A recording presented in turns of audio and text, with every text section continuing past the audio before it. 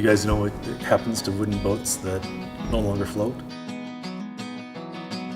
They become planter boxes. That's the worst thing. I just cringe every time I go buy a boat and see it as a planter box. Hi, I'm Bob Knekel, President and Executive Director of the Collectors Foundation. Join me in Port Hadlock, Washington, at the Northwest School for Wooden Boat Building, where boat enthusiasts are working with young people to make a difference in their lives and for the future of the hobby. This place is magical. We're on the waterfront in Port Hadlock. It's a one-stop sign town. The greatest service that we do is that we provide an education and a skill that somebody can go out and get a family wage paying job. The school itself, we get students from all over the world that end up coming here. So you get really an eclectic group working together. And I like to say this is more real world than most schools, even most vocational schools, because we've got a 60-year-old working with a 35-year-old, working with an 18-year-old, all learning from each other. And that's what the real world is about. And we have some really needy students here, if you will. So the scholarship that you guys provide helps fill a great void. When you see Sarah, who's this year's recipient, you're going to see that you made a good investment. And what I've been working on in particular, looking in here, you can see the last plank on the bottom. We just steam bent that frame into place today. So this is the first fitting. It's not going to end up like this, but it looks pretty good and cool.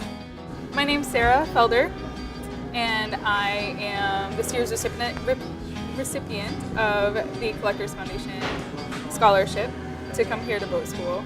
Yeah, I wouldn't be here. I wouldn't be able to be attending school without your support.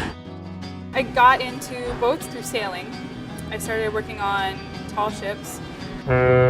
So much about sailing is taking care of the ship that you're on, in particular with wooden boats, and I really didn't know how to do that. The restoration and repair of wooden boats I find particularly cool and creative. You have this really big problem maybe that you have to fix, and you know, the people that built the boat weren't necessarily there to say like, oh yeah, well this is how we envision you doing that. You got to figure it out, problem solve. The components we really like and get excited as board members for programs like this is, number one, it's craftsmanship.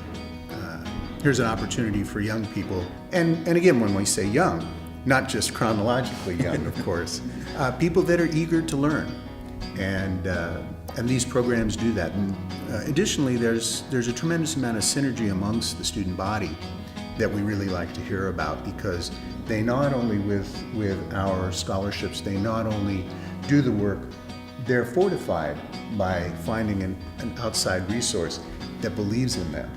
And they then speak about it to others, and that makes other people go, oh, okay. So it really adds to and builds it in a very nice way. For me, it's been a really spectacular opportunity to learn this trade and to feel really good about it. We've had students that wouldn't have been able to come here if it wasn't for the scholarships that you guys have provided. So we're really grateful for that. The Collectors Foundation. Preserve the past. Build the future.